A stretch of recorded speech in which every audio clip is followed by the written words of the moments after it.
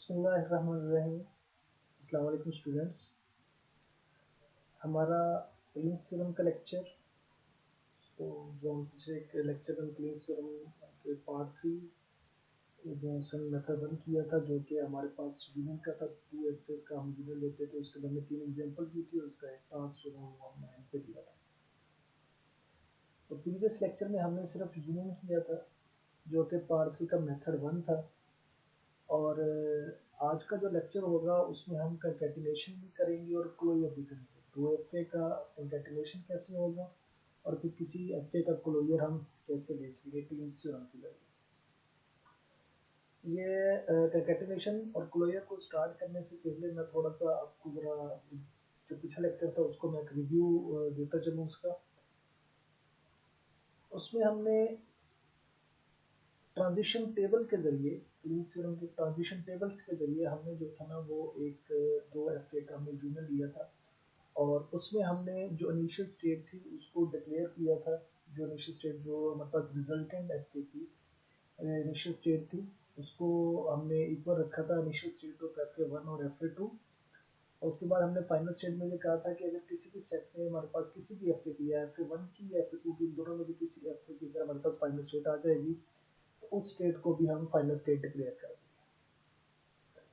इसके लिए वाले से हमने 3 जो थे वो हमने एग्जांपल्स की थी। इनमें से जो तीसरी एग्जांपल थी उसमें से एक एफए ऐसा था जो कि इवन लेंथ के एफए को लेंथ को एक्सेप्ट करता था, और एक एफए ऐसा था जो कि ऑड लेंथ लेंथ को एक्सेप्ट करता था। इसका भी हमने यूनियन लिया था और फिर हमने ये भी प्रूव किया था कि हमारा जो रिजल्टेंट एफए है वो ठीक है। उसमें वो तमाम जो स्ट्रिंग्स हैं जो कि एफए 1 में या एफए 2 में सेट हो रही थी उस एफए में सेट हो रही थी, और ऐसी स्ट्रिंग जो एफए 1 में या एफए 2 में दोनों में सेट नहीं होती थी वो जो है ना रिजल्टेंट एफए में सेट नहीं होनी चाहिए। अच्छा, अब हमारा जो अब कंकैटिनेशन हम स्टार्ट करने जा रहे हैं, कंकैटिनेशन के जो रूल्स हैं वो थोड़े से उससे मिलते जुलते हैं यूनियन से। उसका ट्रांजिशन टेबल भी वैसे बनेगा।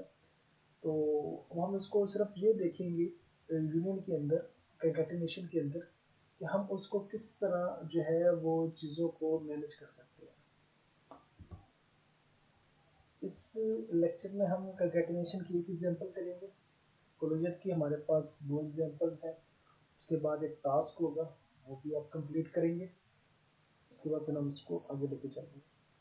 कंकैटिनेशन के अंदर मैं कंकैटिनेशन का और यूनियन का एक जो है वो कंपैरिजन आपके साथ बताता चलूँ कि यूनियन के अंदर हमने वो स्ट्रिंग, हमारे जो रिजल्टेंट एफए था उसमें वो स्ट्रिंग एक्सेप्ट होनी चाहिए थी जो या तो एफए 1 में से एक्सेप्ट हो रही हो या एफए 2 में से एक्सेप्ट हो रही या दोनों में से हो रही। लेकिन ऐसी स्ट्रिंग एक्सेप्ट नहीं होनी चाहिए एफए 3 में जो ना तो एफए 1 में से एक्सेप्ट हो और ना ही एफए 2 में से एक्सेप्ट हो। ये फिर कंकैटिनेशन का मतलब ये होता है कि हम दो चीज़ों को जोड़ देते हैं। मतलब कि जो रिजल्टेंट एफए आएगा उसमें कंकैटिनेशन की सूरत में एक ऐसी स्ट्रिंग एक्सेप्ट होनी चाहिए जो पहले एफए 1 में से गुजरे फिर एफए 2 में से गुजरे। और इन दोनों के कम्बिनेशन से जो बनेगी हम उसको जो है ना वो हमारे रिजल्टेंट एफए में से एक्सेप्ट होनी चाहिए। एग्जाम्पल करेंगे। एग्जाम्पल करने के बाद आपके जहन में ये जो कन्फ्यूजन है ये इंशाल्लाह दूर हो जाएगी। मैं रिकमेंड करूँगा कि आपके पास एक कापी पेंसिल होनी चाहिए और जो भी हम एफए यहाँ पे बनाएंगे वो एफए आप अपने पास ड्रा कर लीजिएगा, जैसा कि हमने प्रीवियस लेक्चर में किया था, ताकि हमें बार बार पिछली स्लाइड्स पर ना जाना पड़े और हमारा जो ट्रांजिशन टेबल है वो आसानी के साथ बन जाए। तो हम जो है वो कंकैटिनेशन उसको हम स्टार्ट करते हैं। क्लीन्स थ्योरम पार्ट 3 में मेथड 2 है हमारा concatenation of 2 FS. Using the FA corresponding to R1 and R2, an FA can be built corresponding to R1, R2. This method can be developed considering the following example. इसमें सबसे पहले मैं आपको इसमें बताता चलूँ कि जिस वक्त हम यूनियन लेते थे तो उसमें जो कोरेस्पॉन्डिंग था हमारे पास वो R1 प्लस R2 था। यानी कि या तो R1 वाला हो या R2 वाला हो, क्योंकि प्लस जब हम करते यूनियन करते उसमें हमें चॉइस होती है आप R1 लें या R2 लें। लेकिन जिस वक्त हम कंकैटिनेशन करते हैं तो हमारे पास जो स्ट्रिंग होगी वो fa1 यानी कि r1 और फिर उसके साथ कंकैटिनेट करके यानी कि साथ जोड़कर r2 में से गुजर गए, तो वो हमारे पास एक कंप्लीट जो है ना वो स्ट्रिंग बने। तो अभी हम इसकी एग्जांपल्स देखते हैं और उसके बाद फिर हम उसका तरीका देखते हैं। उम्मीद है आपको आज का लेक्चर भी बखूबी समझ आ जाएगा। एग्जांपल वन है हमारे पास, late r is 1 is equal to a plus b steric b defines L1 and fa1 b। अब इसमें जो r1 यानी कि लैंग्वेज 1 है या fa1 है वो एक ऐसी लैंग्वेज है जो b पर एंड हो रही है। आपको ये इसके जो आ रही है उससे आपको बखूबी अंदाजा हो गया होगा, ऐसी लैंग्वेज है जो बी पर एंड हो रही है। और जो दूसरी लैंग्वेज है R2 equal to a plus B asterisk double A into A plus B asterisk, ये ऐसी लैंग्वेज है जिसमें डबल ए लाजमी आ रहा है। ठीक है, और अगर हम इन दोनों को कंकैटिनेट करेंगे तो हमारे पास हम कुछ वैलिड स्ट्रिंग्स लिखेंगे, कुछ इनवैलिड लिखेंगे और फिर जो वैलिड स्ट्रिंग होगी इनवैलिड होगी हम उसको उसमें चेक करेंगे कि आया हमारे पास ये जो fa3 जो रिजल्टेंट fa है उसमें से ये स्ट्रिंग एक्सेप्ट हो रही है या नहीं हो रही है। तो मैं आपको पहले कुछ वैलिड स्ट्रिंग यहाँ पे बता दूं, इनवैलिड बता दूं ताकि हमारे लिए आसानी हो।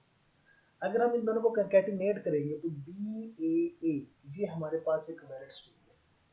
आप ये अपने पास लिख भी सकते हैं पेज के ऊपर कि BAA ये वैलिड स्ट्रिंग है। इसमें जो B है वो हमने R1 से लिया है और जो डबल ए है वो हमने R2 से लिया है, तो ये BAA हमारे पास वैलिड स्ट्रिंग है। लेकिन अकेला भी हमारे पास वैलिड स्ट्रिंग नहीं है। उसकी रीजन ये है कि जो R1 से तो हमने B ले लिया है लेकिन हमें R2 से भी कुछ ना कुछ लेना है। अब R2 में से जो पहला a प्लस बी है अगर हम इस स्टेरिक की वैल्यू 0 रख दें तो वो पहला a प्लस बी चला गया। जो लास्ट वाला a प्लस बी है उसमें स्टेरिक की वैल्यू 0 कर दे वो भी चला गया, लेकिन जो दरमियान वाला डबल है तो वो हमें लाजमी लेना पड़ेगा। इस सूरत में जो सिंगल बी है वो हमारे पास एक वैलिड स्ट्रिंग नहीं होगी कंकैटिनेशन ऑफ ये टू एफ। इसी तरह डबल ए ये भी हमारे पास वैलिड स्ट्रिंग नहीं होगी। तो ये तीन स्ट्रिंग्स मैंने अभी आपको बताई हैं, एक BAA ये वैलिड स्ट्रिंग है और एक स्ट्रिंग बी ये भी इनवैलिड है और डबल ए ये भी इनवैलिड स्ट्रिंग है कंकैटिनेशन के हवाले से। तो एग्जांपल्स को हम स्टार्ट करते हैं। हमने दो एफ यहाँ पे लिए हुए हैं। जो fa1 है वो एंड हो रहा है बी पर, ये x1 उसकी इनिशियल स्टेट है, x2 उसकी फाइनल स्टेट है। इसी तरह जो fa2 है वो y1 उसकी इनिशियल स्टेट है, y3 उसकी फाइनल स्टेट है। जो वही एग्जांपल है जो हम यूनियन के केस में कर चुके हैं।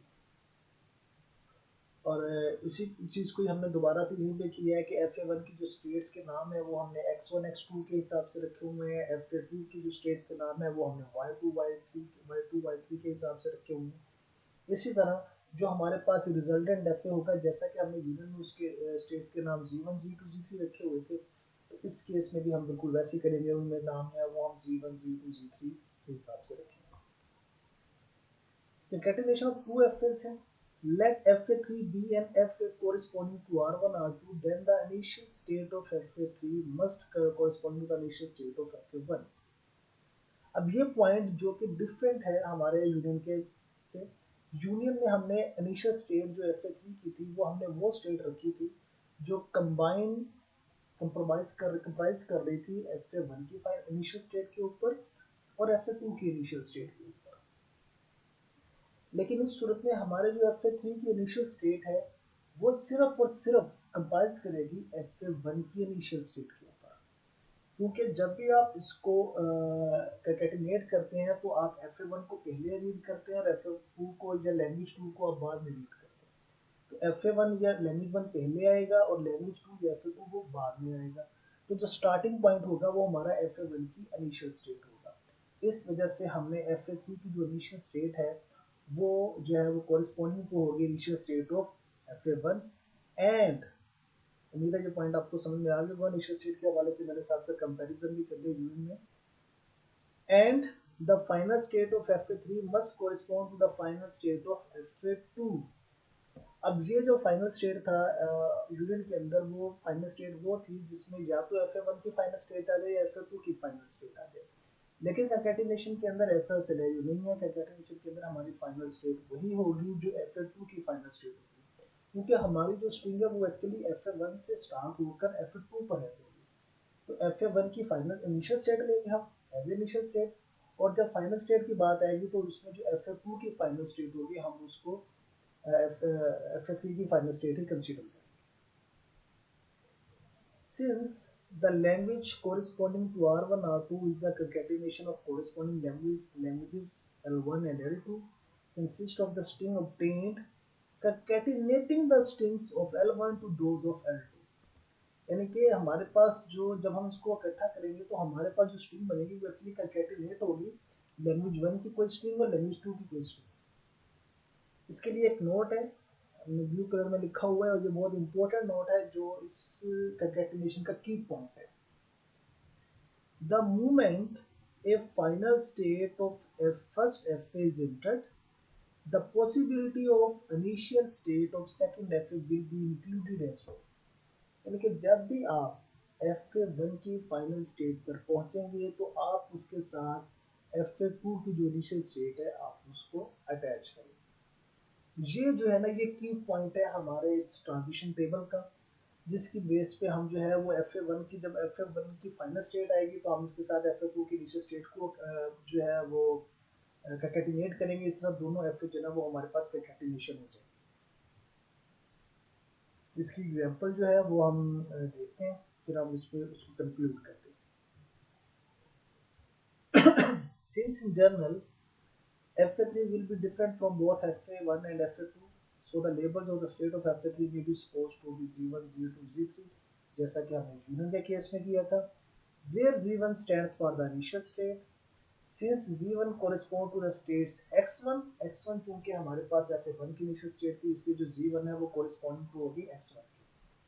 So there will be two transitions separately for each letter read at C1।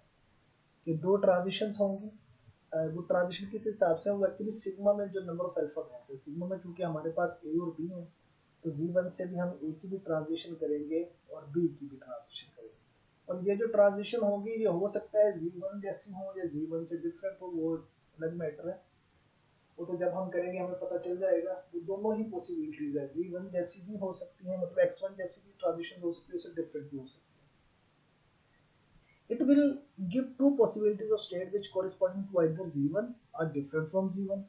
This process may be expressed in the following transition table for all possible states of FA3। Examples की तरफ चलते हैं। ये दो FA जो कि हमने लिए थे यहाँ पे कि पहला FA जो है वो B पर एंड हो रहा है और जो दूसरा FA है वो डबल है, यानी कि जिस लेवल से एंड से डबल है लास्ट में आएगा, तो ये उसमें हमारे पास मौजूद है। अब हम इसका ट्रांजिशन टेबल बनाएंगे और साथ साथ हम इसकी ट्रांजिशंस करेंगे हर स्टेट में से ए और बी की भी, और जब हमारा ट्रांजिशन टेबल कंप्लीट हो जाएगा तब फिर हम उस ट्रांजिशन टेबल की मदद से एक FA बनाएंगे। वो जो FA होगा वो रिजल्टेंट FA होगा और वो FA जो होगा वो उस तमाम स्ट्रिंग्स को एक्सेप्ट कर रहा होगा जो FA1 और FA2 यानी कि लैंग्वेज 1 और लैंग्वेज 2 की कंकैटिनेशन से बन रहे हैं। सबसे पहले हम इसमें जाते हैं Z1 जो कि हमारे पास FA3 की इनिशियल स्टेट होगी, रिजल्टेंट FA है। वो जो इनिशियल स्टेट होगी चूंकि वो कंप्राइज कर रही है FA1 की इनिशियल स्टेट के ऊपर, तो FA1 की जो इनिशियल स्टेट है वो हमारे पास है X1, तो यहाँ पे हमने इक्वल टू X1 ही लिख लिया है। अब जब हमारे पास X1 आ गया है तो X1 चूंकि FA1 की इनिशियल स्टेट है और ये जो है ये कंप्राइज कर रही है Z1 जो कि FA3 जो हमारा रिजल्टेंट ऑफ होगा उसकी इनिशियल स्टेट के ऊपर, तो हमें वहां से A और B की भी ट्रांजिशंस करनी पड़ेगी। अब Z1 से जब हम A की और B की ट्रांजिशन करेंगे, चूंकि Z1 इज इक्वल टू है X1 के, तो हमें कंसिस्ट कर रहा है X1 के ऊपर, तो हमें ये देखना पड़ेगा कि X1 से A की ट्रांजिशन किस तरफ है और B की ट्रांजिशन किस तरफ है। अगर हम यहाँ से देखें X1 से A की ट्रांजिशन जो है वो X1 की तरफ है, तो हमने Z1 से A की ट्रांजिशन X1 की तरफ ही कर दी है। X1 से चूंकि A की ट्रांजिशन X1 की तरफ थी, ये पुराना सेट ही मौजूद है जिसको हमने Z1 का नाम दिया हुआ था, तो उसको हम यहाँ पे भी Z1 का ही नाम देंगे। ये बात मैं पिछले लेक्चर में भी कह चुका हूँ कि अगर आपके पास सेट पुराना आएगा तो आप इसको नया नाम नहीं देंगे, बल्कि आप उसको वही पुराना नाम ही देंगे। ये केस क्लोजर के केस में थोड़ा सा डिफरेंट है, लेकिन यूनियन के लिए और कंकैटिनेशन के लिए ये सेम चीज़ है।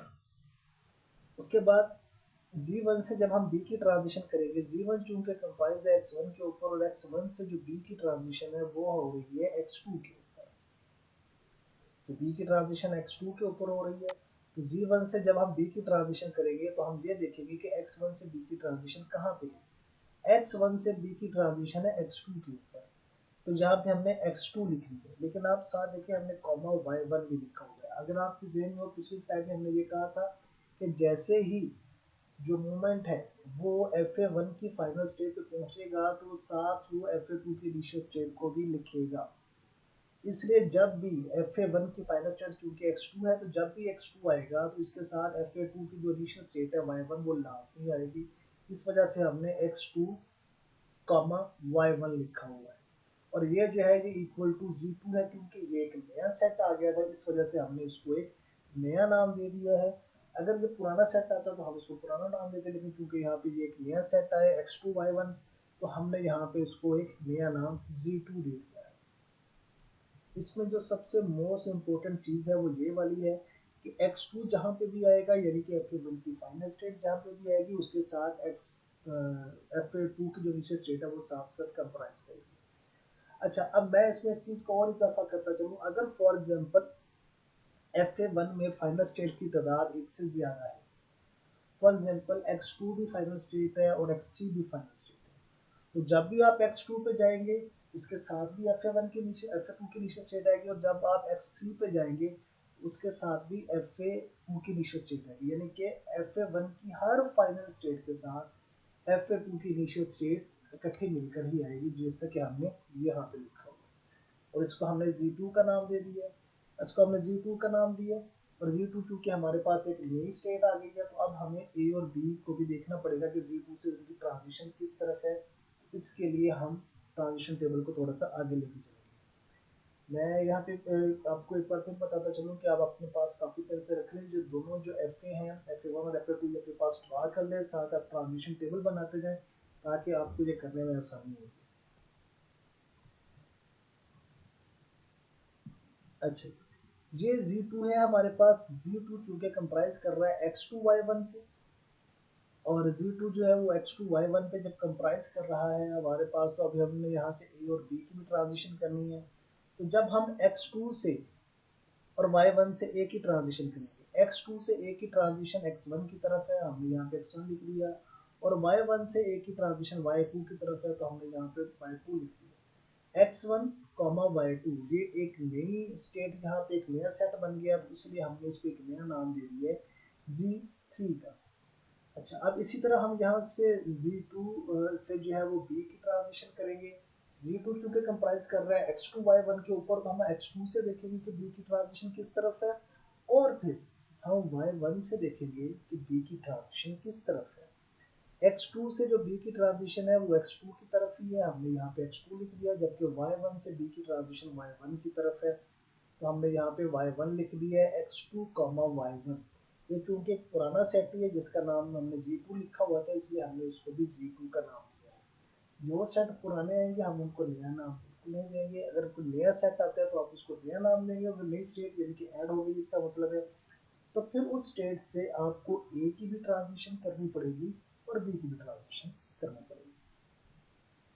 अब Z3 क्योंकि हमारे पास एक नई स्टेट आ गई थी जो कि कंप्राइज कर रही है X1 Y2 पे, तो अब हमें Z3 से भी A और B की ट्रांजिशन करनी पड़ेगी। अब हम यहाँ से देखेंगे कि A की ट्रांजिशन जो है वो किस तरफ हो रही है और B की ट्रांजिशन किस तरफ हो रही है। आपको अंदाजा हो गया होगा यहाँ पे कि सेट जो है वो साथ साथ बनते जा रहे हैं, नई स्टेट्स बनती जा रही हैं। अगर कोई पुरानी स्टेट आ गई है तो हम उसको पुराना नाम दे दिया, अगर कोई नई स्टेट आ गई है तो उसको हम नया नाम दिया, और फिर उस नई स्टेट से हम A और B की ट्रांजिशन करते जाएंगे, और ये काम आप तब तक करते जाएंगे जब तक तमाम स्टेट से A और B की ट्रांजिशन नहीं हो जाती। अभी हम Z3 पर थे, Z3 से जब हम A की ट्रांजिशन करेंगे, Z3 चूंकि कंप्राइज कर रहा है X1 Y2 पे, तो हम X1 से देखेंगे कि A की ट्रांजिशन किस तरफ है, और साथ ही हम Y2 से भी देखेंगे कि A की ट्रांजिशन किस तरफ है। X1 से A की ट्रांजिशन X1 की तरफ थी, तो हमने यहाँ पे X1 लिख दिया, जबकि Y2 से A की ट्रांजिशन Y3 की तरफ थी, तो हमने यहाँ पे Y3 लिख दिया। आप अपने पेज पे बनाए हुए जो आपके पास F है, आप उसमें से ये भी देख सकते हैं। तो x1 y3 ये एक चूंकि नया कॉम्बिनेशन आ गया था और नया सेट बन गया था, इसलिए हमने इसको स्टेट का नाम भी नया दे दिया और वो जो नाम था वो था Z4 का। इसी तरह जब हम Z3 से B की ट्रांजिशन करना चाहेंगे तो Z3 में x1 से जो B की ट्रांजिशन है वो x2 की तरफ है, हमने यहाँ पे x2 लिख दिया है, और y2 से B की ट्रांजिशन y1 की तरफ है तो हमने यहाँ पे y1 लिख दिया, x2, y1। और ये चूंकि एक पुराना सेट है जिसको हमने पहले से ही Z2 का नाम दिया हुआ था, तो जब हमने इसको Z2 का नाम दिया हुआ है तो हम यहाँ पे Z2 ही लिखेंगे, बजाय ये कि हम कोई एक नया नाम लिखें। जो पुराना नाम चल रहा होगा हम उसको यही नाम लिखेंगे यहाँ पे, तो ये Z2 यहाँ पे मौजूद है। इस ट्रांजिशन को कंप्लीट करने के बाद हमारे पास Z4 एक नई स्टेट जो है वो ऐड होगी। अब जब हमारे पास एक नई स्टेट Z4 ऐड हुई है तो Z4 को जो है अब हम इससे देखेंगे कि A और B की ट्रांजिशन किस तरफ जा रही है। Z4 के साथ अब देखिए हमने प्लस लगाया हुआ है, इसको अब बाद में डिस्कस करेंगे ये प्लस क्यों आया है इसके साथ। प्लस वैसे तो फाइनल स्टेट को ये डिस्क्राइब कर रहे हैं, लेकिन हमने Z4 को फाइनल स्टेट क्यों बनाया इसके बारे में हम आपको इस ट्रांजिशन टेबल के एंड पे जो है ना वो इसको एक्सप्लेन करूंगा। फिलहाल आप ट्रांजिशंस के ऊपर थोड़ा सा तवज्जो रखिएगा। Z4 से अब हमने A की ट्रांजिशन करनी है और Z4 से अब हमें B की ट्रांजिशन करनी है। अगर हम इसको लेके चल रहे हैं फॉर एग्जांपल Z4 में से जो कंप्राइज कर रहा है x1 y3 के ऊपर, अब x1 से A की ट्रांजिशन देखेंगे किस तरफ है और y3 से A की ट्रांजिशन देखेंगे किस तरफ है। x1 से A की ट्रांजिशन जो है वो x1 पे है और y3 से A की ट्रांजिशन y3 पे है, तो हमने x1, y3 लिखा हुआ है। चूंकि ये Z4 की इक्वल है, पहले से ये सेट जो है उसको हमने डिफाइन किया हुआ था, उसको हमने Z4 का नाम ही दिया है। इसी तरह जब हम Z4 से B की ट्रांजिशन करेंगे तो x1 से B की ट्रांजिशन जो है वो x2 की तरफ है। अब x2 जो है वो फाइनल स्टेट है fa1 की, तो इसके साथ y1 जो है वो भी लाजमी आएगा। जब y1 लाजमी आएगा तो हमने x2 y1 लिख दिया, और y3 से B की ट्रांजिशन y3 की तरफ है, इस तरह x2 y1 और y3 लिख दिया। ये चूंकि एक नया सेट बन गया, इसको हमने नाम दे दिया Z5 का। अच्छा, मैं यहाँ पे थोड़ा सा एक पॉइंट क्लैरिफाई करता चलूँ कि अगर इस सेट के अंदर y1 दो बार आ जाए तो आप उसको एक बार ही लिखिए। फॉर एग्जांपल जैसा कि इस सिनेरियो में था कि जैसे ही x2 आया है, ठीक है, तो साथ y1 भी आया है, तो y2 से जब आपने b की ट्रांजिशन की है तो वो y1 की तरफ, तो y1 हमने पहले लिखा हुआ है इसलिए आप उसको दोबारा लिखने की जरूरत नहीं है, आप उसको एक ही बार लिखेंगे। यानी कि एक सेट के अंदर आप एक ही स्टेट को दो बार नहीं लिख सकते। जैसे इस स्टेट के अंदर x2 y1 y3 आप नहीं लिख सकते। वैसे आप ही नहीं रहा इसके अंदर, लेकिन मैंने सिर्फ आपको एग्जांपल के जरिए बताने की कोशिश की कि आप एक स्टेट का नाम एक ही बार एक सेट में लिखें। x2 y1 y3 is equal to, अब चूंकि ये नया सेट था Z5 तो हमने इसको एक नया नाम दे दिया Z5 वाले से। अब इस ट्रांजिशन को जब हमने कंप्लीट किया तो हमारे पास एक नई स्टेट Z5 ऐड हो गई है। तो अब Z5 को हम जो है वो देखेंगे कि उससे A और B की ट्रांजिशन किस तरह है। अब Z5 के अंदर तो तीन चीजें हैं, x2 y1 y3, और x2 से जब आप A की ट्रांजिशन देखेंगे तो वो x1 की तरफ जा रही है, y1 से A की ट्रांजिशन देखेंगे तो वो y2 की तरफ है, और y3 से जो A की ट्रांजिशन है वो y3 की तरफ ही मौजूद है। तो ये चूंकि एक और नया सेट बन गया है x1 y2 y3, तो उसको हमने नाम भी नया दे दिया है Z6 स्टेट का। इसी तरह जब आप Z5 से B की ट्रांजिशन करेंगे तो x2 से जब आप B की ट्रांजिशन करेंगे तो वो x2 पे जाएगी। x2 चूंकि fa1 की फाइनल स्टेट है तो उसके साथ y1 भी लाजमी आएगा। इस तरह x2 y1 हमने यहाँ पे लिख दिया है, x2 y1। अब y1 से जब हमने B की ट्रांजिशन की तो वो y1 की तरफ थी, और y1 हमने पहले से ही लिखा हुआ, हमने y1 पहले से लिखा हुआ है इसलिए अब इसको दोबारा लिखने की जरूरत नहीं है। y3 से जब आप B की ट्रांजिशन करेंगे तो वो y3 पे जाएगा, तो हमने साथ y3 लिख दिया। इस तरह ये x2 y1 y3 आ गया, और ये पुराना सेट भी था Z5 तो हमने इसको Z5 ही लिख दिया, इसके लिए हमने नया जो नाम का वो नहीं लिखा। अब इस ट्रांजिशन को जब हमने कंप्लीट किया तो हमारे पास एक नई स्टेट Z6 आ गई। अब हम Z6 को देखेंगे और फिर हम इस स्टेट को Z6 से जब हम A और B की ट्रांजिशंस करेंगे। Z6 के अंदर तीन जो स्टेट्स है वो कंप्राइज हो रही है, एक x1 है, y2 है, y3 है। तो x1 y2 y3 से पहले ए की ट्रांजिशन देखेंगे, फिर x1 y2 y3 से बी की ट्रांजिशन देखेंगे कि वो किस किस तरफ जा रहा है। ए की ट्रांजिशन देखेंगे तो x1 से ए की ट्रांजिशन x1 की तरफ ही थी, y2 से ए की ट्रांजिशन y3 की तरफ थी, हमने y3 लिख दिया, और y3 से ए की ट्रांजिशन y3 की तरफ है। क्योंकि y3 पहले से लिखा हुआ था इसलिए हमने इसको दोबारा यहाँ पे नहीं लिखा है। तो ये चूंकि हमारे पास एक पुरानी स्टेट थी Z4, उसी का सेट था ये, तो हमने उसी के नाम उसको दोबारा दे दिया। अब x1 से b की ट्रांजिशन जो थी वो x2 की तरफ गई। x2 चूंकि fa1 की फाइनल स्टेट है तो उसके साथ fa2 की इनिशियल स्टेट यानी कि y1 लाजमी आएगा। तो जिस वक्त हम x1 से b की ट्रांजिशन करेंगे तो यहाँ पे x2 y1 आ जाएगा, x2 y1। जब हमने y2 से b की ट्रांजिशन की है तो वो y3 की तरफ जा रही थी, हमने y3 लिख दिया है। और जब आप y3 से b की ट्रांजिशन करेंगे तो वो y3 की तरफ ही जा रही है, तो हमने यहाँ पे y3 चूंकि पहले से लिखा हुआ था इसलिए आपको दोबारा लिखने की जरूरत नहीं है, आप उसे y3 पे लेके चलेंगे। और ये x2 y1 y3 चूंकि z5 के इक्वल था तो इसलिए हमने यहाँ पे z5 भी लिख दिया है। और इस दौरान इस ट्रांजिशन में हमारे पास कोई नई स्टेट ऐड नहीं हुई है। इसका मतलब ये है कि अब हमारे पास कोई नई स्टेट ऐसी नहीं है जिससे हमें ए और बी की ट्रांजिशन करनी पड़ेगी। तो हमारा जो ट्रांजिशन टेबल था वो यहाँ तक कंप्लीट हो चुका है। अब इस ट्रांजिशन टेबल में जो प्लस स्टेट है हमने उसको देखना है कि वो प्लस स्टेट एक्चुअली क्यों आई है। Z4, Z5, Z6 ये तीन प्लस स्टेट थी हमारे पास, ये तीनों प्लस स्टेट यहाँ पे क्यों आई है। अब इसके अंदर हमने ये कंडीशन ये बताया था कि जो fa2 की फाइनल स्टेट होगी वो जिस सेट पे भी आएगी हम उस स्टेट को फाइनल स्टेट डिक्लेयर करेंगे। अब fa2 की जो फाइनल स्टेट थी वो थी y3। y3 जिस जिस सेट में आएगी वो सारी फाइनल स्टेट हो जाएंगी। जैसे y3 Z4 में आई हुई है, y3 Z5 में आई हुई है और y3 Z6 में आई हुई है, तो ये सारी की सारी प्लस स्टेट बन जाएंगी। इसलिए साथ हमने इसको जो है वो प्लस का स्टेटस लगा दिया था। अब ये चूंकि हमारे पास एक FA ट्रांजिशन पूरी हो चुकी हैं, अब इस ट्रांजिशन टेबल की मदद से हम FA बनाएंगे जो कि नेक्स्ट स्लाइड पे बना हुआ है। ये जी हमारे पास स्लाइड थी जिसमें हमने FA बनाया हुआ है। तो इस FA को हमने उन ट्रांजिशन टेबल की मदद से बनाया हुआ है। इसमें आप देखिएगा कि Z1 से अगर हम पिछली स्लाइड की तरफ जाएं तो Z1 से A की ट्रांजिशन Z1 की तरफ है और Z1 से B की ट्रांजिशन Z2 की तरफ है। Z1 से A की ट्रांजिशन Z1 की तरफ है और Z1 से B की ट्रांजिशन Z2 की तरफ है। इसी तरह हमने ये सारा जो टेबल था इसको हमने FA की शक्ल में बना दिया है। और अब हम इसको जो है वो FA हमारे पास कंप्लीट हो गया।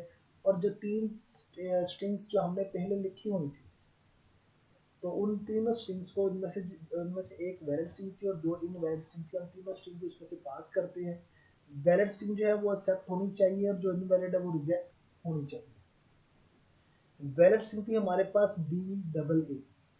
तो जो हमारे पास इनिशियल स्टेट है यहाँ से अगर हम ट्रांजिशन करेंगे तो B Z2 पे चला गया, उसके बाद एक Z3 पे चला गया, फिर ये वो Z4 पे चला गया। BAA चूंकि वैलिड स्ट्रिंग थी और जो फाइनल स्टेट पे जाके एंड हो रही है, इसका मतलब है कि ये हमारे पास एक्सेप्टेड स्ट्रिंग है और यहाँ तक हम कह सकते हैं कि हमारा जो FA3 था वो ठीक था।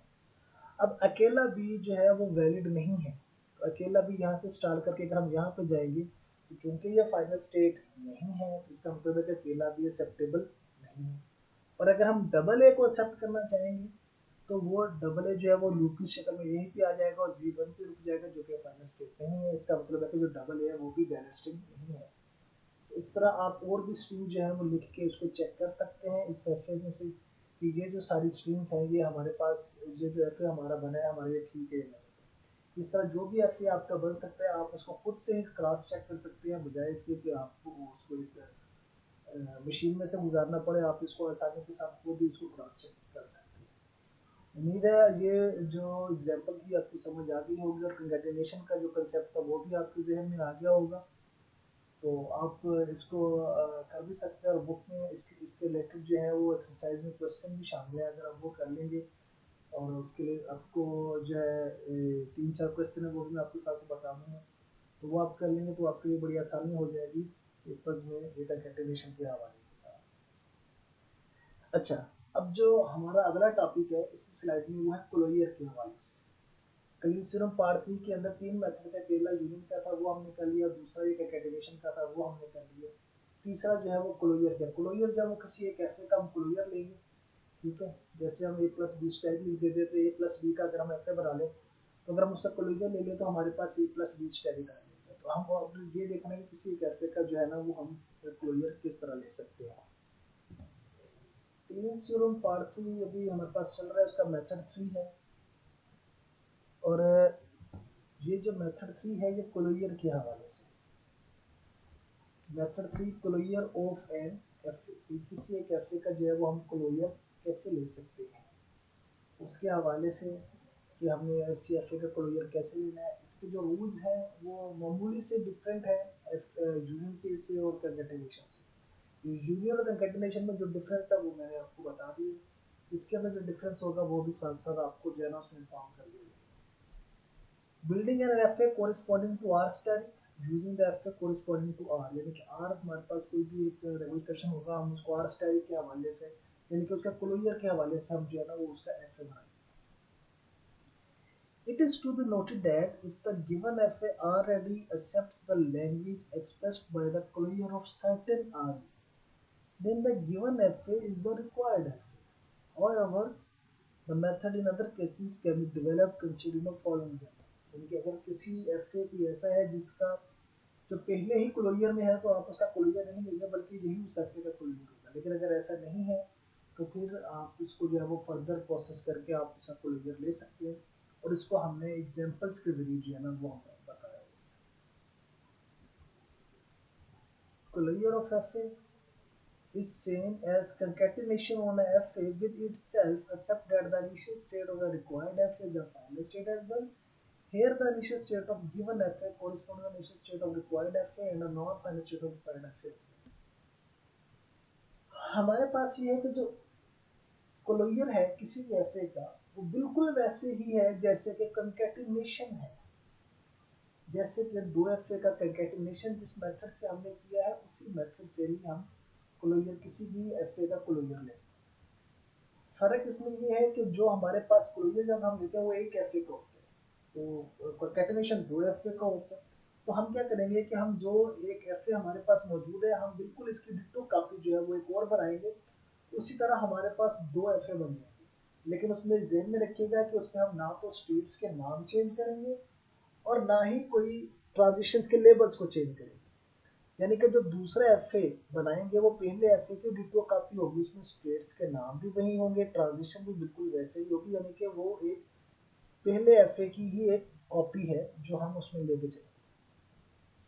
इनिशियल स्टेट वैसे ही होगी जैसे FA1 में, जैसे कंकैटिनेशन में इनिशियल स्टेट थी, फाइनल स्टेट भी वही होगी जैसे कंकैटिनेशन के अंदर फाइनल स्टेट थी। इसमें सिर्फ एक मामूली सा डिफरेंस है इनिशियल स्टेट्स के ऊपर कि जब वो दोबारा आएगी तो आप उसको पहले वाला नाम नहीं देंगे, वो एग्जांपल जब आएगी वो हम आपको यहाँ पे बता दें। एग्जांपल 1 कर दें, let R is equal to a plus B static b and the corresponding FA b। ये एक FA है जो एक ऐसी लेंथ है जो कि b पर एंड हो रही है। ये एक पूरी कॉमर्स एग्जांपल है, हमने इसको कंकैटिनेशन में भी किया था, यूनियन में भी किया था, अब हम इसको जो है वो क्लोजर में भी कर रहे हैं।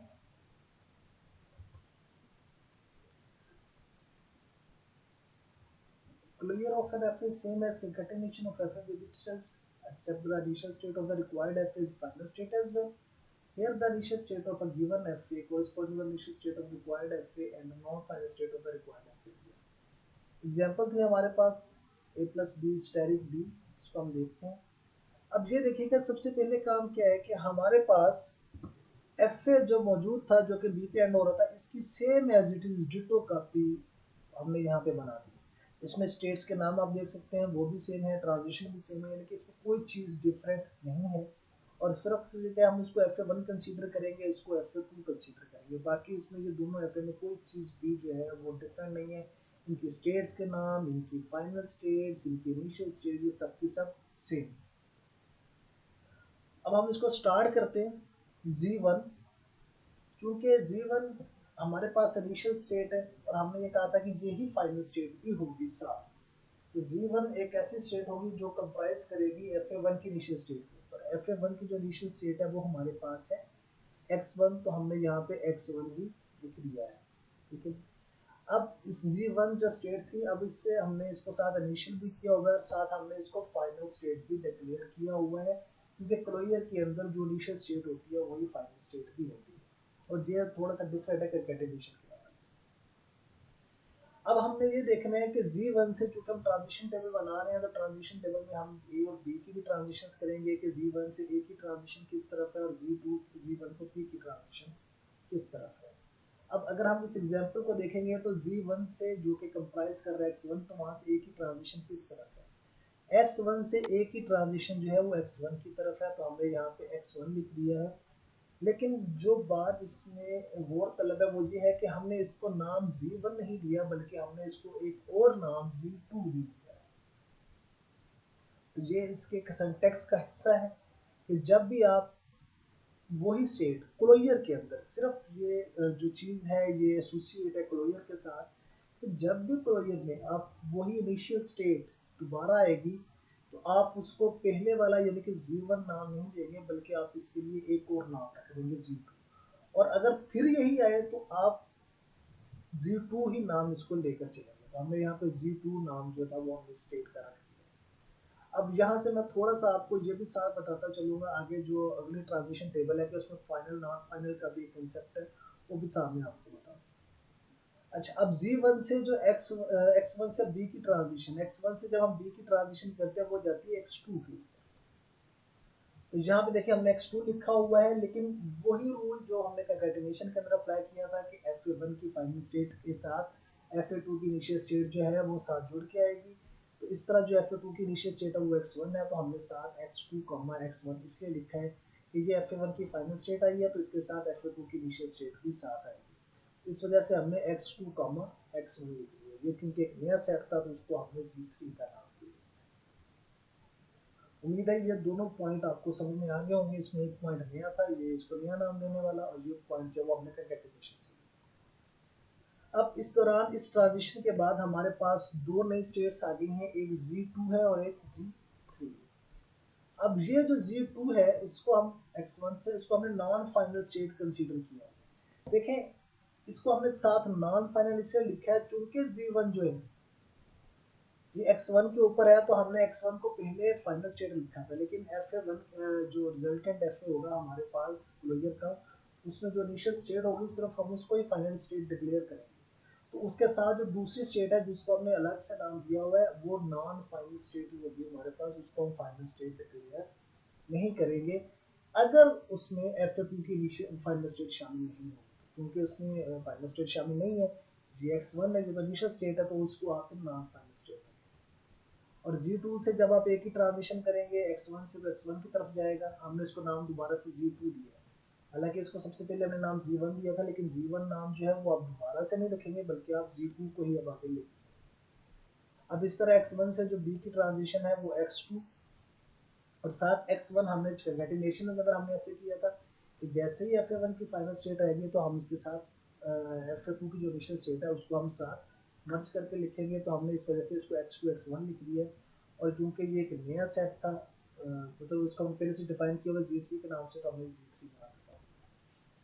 अब हम Z3 को ट्रांजिशन करेंगे ए और बी की, ए की ट्रांजिशन किस तरफ जा रही है, बी की किस तरफ जा रही है। इसके साथ हमने प्लस का निशान लगाया हुआ है, ये मैं आपको बाद में बताऊंगा कि हमने इसको प्लस किस लिए रखा हुआ है। X2 X1 है हमारे पास, X2 से A की ट्रांजिशन X1 की तरफ जा रही थी। अगर मैं आपको पीछे थोड़ा सा ले चलूँ तो X2 से A की ट्रांजिशन X1 की तरफ जा रही थी, X2 से A की ट्रांजिशन X1 की तरफ जा रही थी, तो हमने X1 लिख दिया यहाँ पे। और X1 से A और X1 से A की ट्रांजिशन X1 की तरफ जा रही थी, तो हमने साथ X1 ही जो पहले लिखा होता है दोबारा जो X1 आ रहा है। ये थोड़ा सा कंफ्यूजिंग पॉइंट है यहाँ पे। ये जो X2 था ये FA1 का था।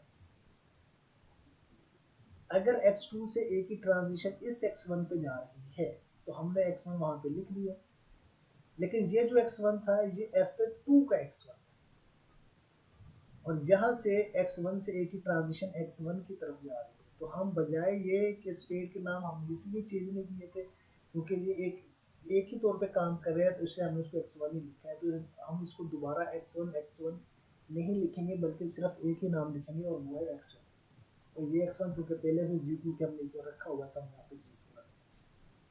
अब इसी तरह x2 से b की ट्रांजिशन x2 की तरफ जा रही है, लेकिन चूंकि fa1 की इनिशियल स्टेट के साथ, फाइनल स्टेट के साथ fa2 की इनिशियल स्टेट साथ कंप्राइज करेगी, तो हमने साथ x1 लिख दिया। अब x1 से b की ट्रांजिशन x1 की तरफ जा रही है, x1 पहले से लिखा हुआ था तो हमें दोबारा लिखने की जरूरत नहीं है। ये x2 x1 है, ये इक्वल टू g3 है। अब ये ट्रांजिशन टेबल हमारे पास कंप्लीट हो चुका है, इसमें कोई भी ऐसी स्टेट नहीं आई है जिससे ए और बी की ट्रांजिशन ना हो। तो ये जो ट्रांजिशन टेबल था, अब इसकी मदद से हम जो है ना वो एफ ए बनाएंगे। तो ये हमारे पास एफ ए बन गया, जी1 है, प्लस माइनस स्टेट है इसके अंदर, ये जी2 है, ये जी3, इसको प्लस स्टेट हमने डिक्लेयर किया था। वो इस वजह से किया था एफ ए टू की जो फाइनल स्टेट है, जब वो यहाँ पे आ जाएगी तो हम उसको भी प्लस स्टेट डिक्लेयर कर देंगे। x2 fa2 की जो फाइनल स्टेट थी वो x2 थी, तो जिस सेट में भी x2 आएगा वो हमारे पास फाइनल स्टेट बन जाएगी। इस बात से कतई नजर कि वो fa1 का x2 है या fa2 का x2। x2 अगर आ गया आप उसको फाइनल स्टेट डिक्लेयर कर दें। अब ये जो हमारे पास एक fa था, ये fa वो था जो कि b पर एंड हो रहा। ये लैंग्वेज ऐसी थी जो b पर एंड हो रही, यानी कि अकेला जो b है वो इसके अंदर एक्सेप्ट होना चाहिए। तो हमने अगर अकेला बी है, वो यहाँ से अगर हम स्टार्ट करेंगे तो यहाँ पे जाके फाइनल स्टेट एंड हो रहा है, तो इसका मतलब वो एक्सेप्टेड है। ए बी एक्सेप्ट होना चाहिए, वो इसमें एक्सेप्ट हो रहा है। अब इसके अंदर जो क्लोजर के अंदर चीजें आती हैं, अब उसके अंदर हम ए बी एक्सेप्ट होना चाहिए, इसके अंदर भी ए बी एक्सेप्ट हो रहा है। तो तमाम वैलिड स्ट्रिंग इसके अंदर एक्सेप्ट हो रही है। और अगर हम डबल ए लेते हैं, क्योंकि ये वैलिड स्ट्रिंग नहीं है तो ये रिजेक्ट होनी चाहिए, तो डबल ए अगर आप लेंगे तो जी2 पे एंड हो जाएगा। और जी2 जो है वो नॉन फाइनल स्टेट है, तो इसका मतलब है कि ये डबल ए इनवर्स स्ट्रिंग थी, ये एक्सेप्ट नहीं होगी। अब जी1 के ऊपर जो प्लस है, इसका मतलब ये है कि ये सिर्फ क्लोजर को यानी कि लैम्डा को एक्सेप्ट करने की सलाहियत रखता है, बाकी सारी जो चीजें हैं वो जी3 पे, बाकी जितनी भी ट्रांजिशन है वो जी3 पे जाके ही एक्सेप्ट है। उम्मीद है ये पॉइंट, ये एग्जांपल आपको समझ आ गई होगी, उसके अंदर जो रूल्स है वो भी आपको पता चल गए होंगे। इसके हवाले से हम एक एग्जांपल और देख लेते हैं और फिर हम इसको जो है ना वो कंक्लूड करते हैं।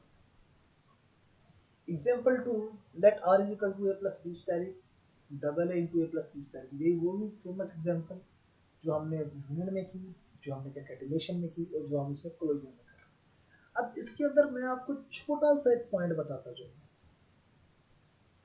कि ये जो एफ ए है, इसमें सिंगल एक्सेप्ट नहीं होगा। जो इसका रिजल्ट आएगा, यानी कि जो अगर हम इसका क्लोजर लेते हैं पूरे का, अगर हम इसका आर स्टेरिक लेते हैं तो सिंगल एक्सेप्ट नहीं होगा, डबल एक्सेप्ट होगा, ट्रिपल एक्सेप्ट होगा, 4 बार एक्सेप्ट होगा।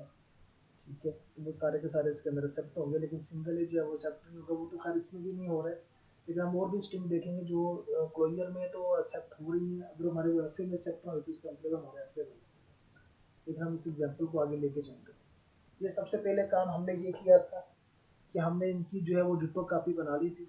जो सबसे पहले हम काम कर रहे थे कि y1 y2 y3, तो एक और ditto copy y1 y2 y3, इसमें कोई चेंजेस नहीं है। ये दोनों आइडेंटिकल एफ हैं, तो क्लोजर लेने के लिए ये बनाना जरूरी है, ये सबसे पहला स्टेप है।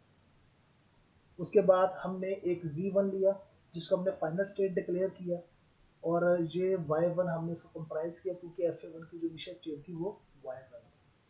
अब y1 से हमने देखना है कि ए की ट्रांजिशन किस तरफ है और बी की ट्रांजिशन किस तरफ है। y1 से ए की ट्रांजिशन जो है वो y2 की तरफ है। y1 से ए की ट्रांजिशन हमने y2 की तरफ रखी और उसको हमने नाम दे दिया z3 का। अच्छा, z3 का नाम इसको हमने सिर्फ इस वजह से दिया है कि हम एक्चुअली जो अगला y1 आ रहा है ना, हम उसको z2 रखना चाह रहे थे, वगैरह कोई और इशू नहीं है इसके अंदर। अगर आप इसका नाम z2 भी रख दें तो तब भी किसी किस्म का कोई इशू नहीं है। ये सिर्फ हमने अपनी आसानी के लिए, और चूंकि आगे एफ ने जो है उसको एक प्रॉपर शेप देने के लिए हमने इसका नाम z3 रखा है। अगर आप इसका नाम यहाँ पे z2 भी रख देंगे तो तब भी कोई फर्क नहीं पड़ेगा।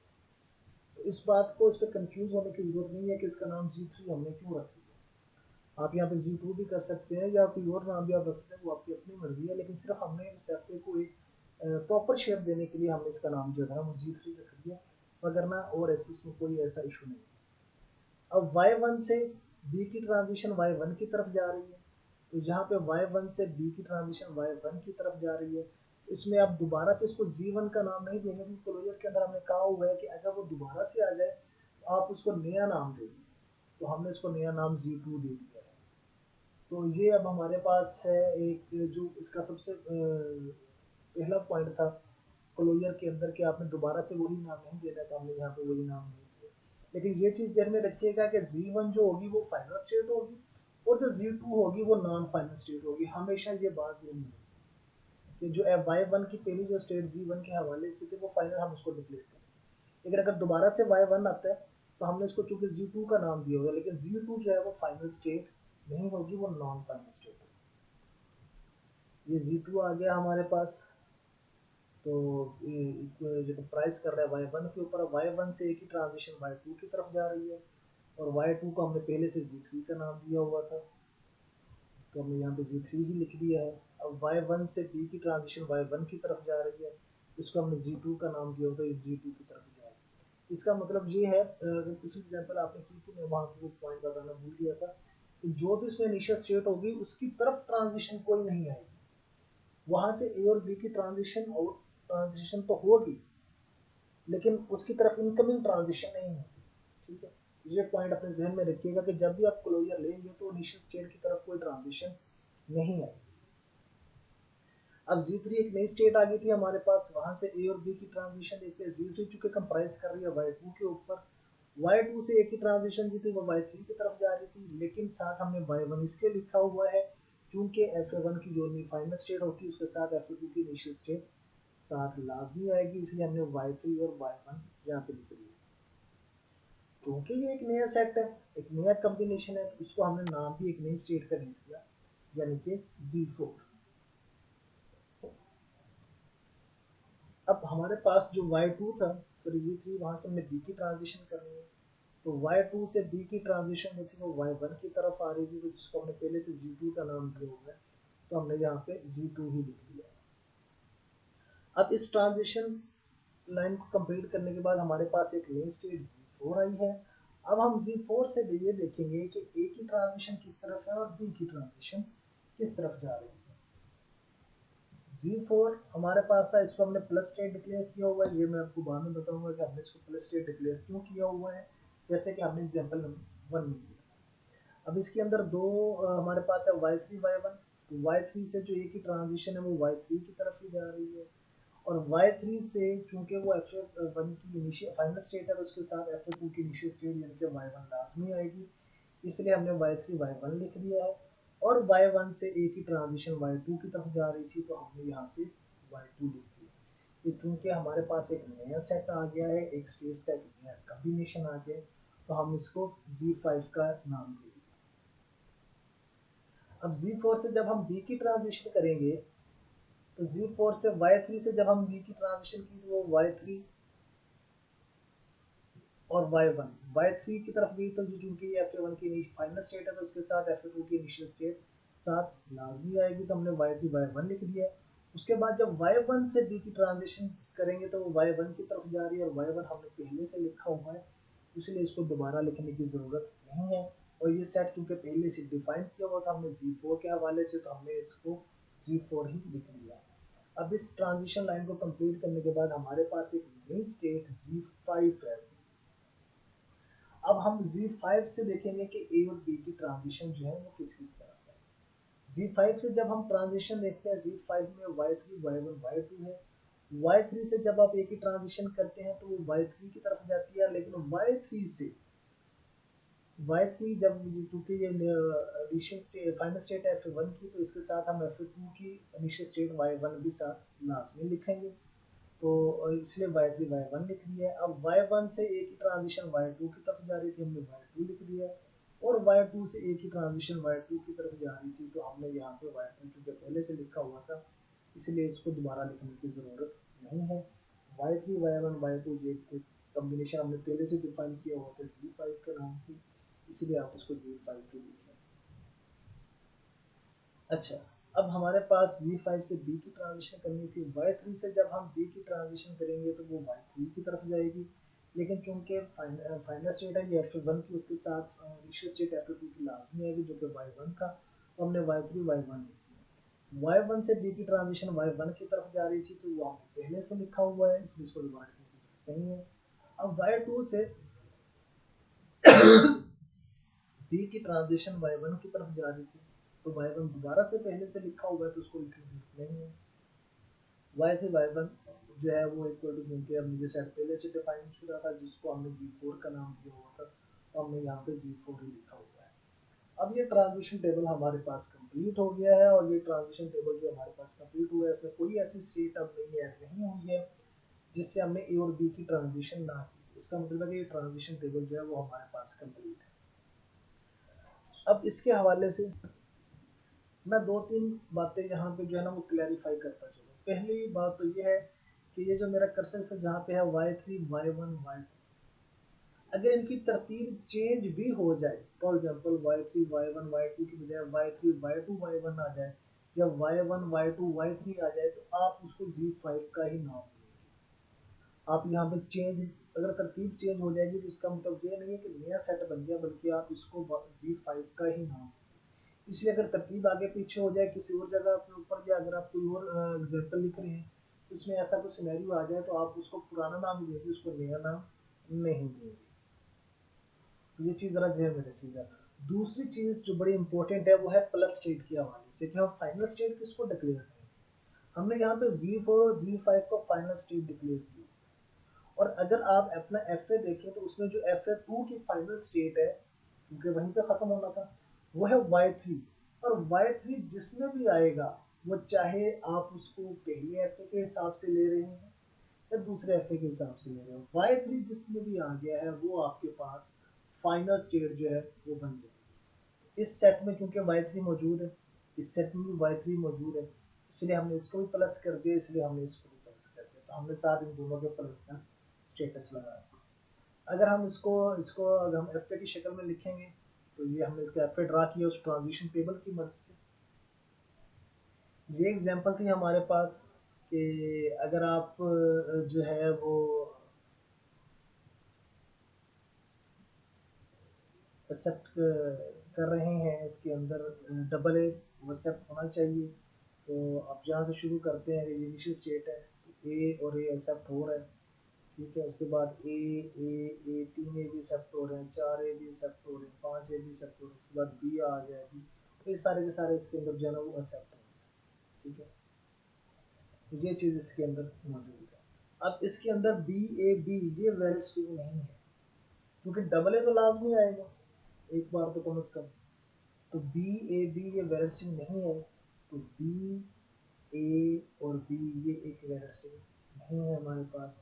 अगर आप इसको बी ए बी ये चूंकि एक वैलिड स्ट्रिंग बनती है तो बी ए बी ये एक वैलिड स्ट्रिंग मतलब ये एक्सेप्ट हो रहा है। तो आप इसको इस तरह क्रॉस चेक भी कर सकते हैं कि हमारे पास ये वैलिड स्ट्रिंग जो है ये मौजूद है और अगर इसमें से एक्सेप्ट हो रही है तो हमारा एफ ठीक है और इनवैलिड जो रिजेक्ट हो गया तो वो भी हमारा एफ। किसी भी एफ को इसको जांचने के लिए कि वो ठीक है या नहीं ठीक है, एक सिंपल सा रूल जो मैं आपको कई बार बता चुका हूँ कि जितनी भी वैलिड स्ट्रिंग होगी वो एक्सेप्ट होनी चाहिए। एक्सेप्ट से मुराद ये है कि इनिशियल से स्टार्ट होकर फाइनल पे होनी चाहिए, और जितनी भी इनवैलिड स्ट्रिंग है वो रिजेक्ट होनी चाहिए।